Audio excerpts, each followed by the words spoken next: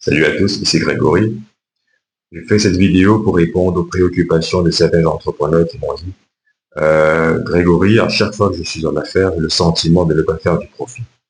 Ou encore, quand bien même je fais des ventes, le client finit toujours par aller chez les concurrents. Pourtant, j'estime que tout s'était très bien déroulé. Alors, ceci peut s'expliquer par plusieurs facteurs, notamment le non-respect euh, des étapes clés ou des étapes d'or de la négociation. Il y a 4 étapes qu'il faut impérativement respecter. Première étape, oser toujours commencer par une exigence élevée.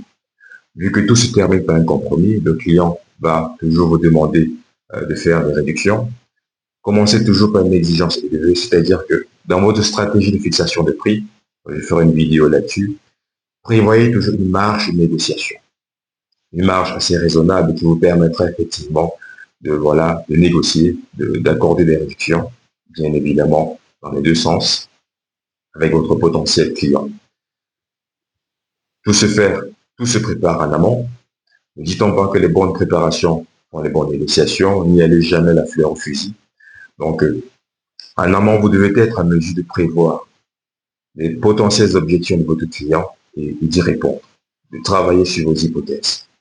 Deuxièmement, défendre son offre. Le client vous demande de dégrader votre offre en vous demandant de faire des réductions.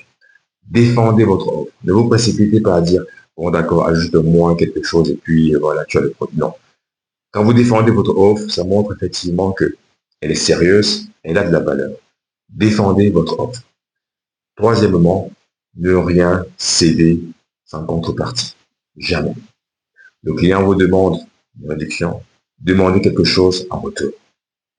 Demandez quelque chose en retour. Le client doit comprendre effectivement que un investissement a été fait sur l'offre que vous lui faites. Donc, demandez quelque chose en retour. Ça doit être, vous devez obtenir un accord acceptable par les deux parties. Suite aux concessions. Chacun doit lâcher du lest. Et enfin, reculer à petits pas pour engager le client dans la conclusion.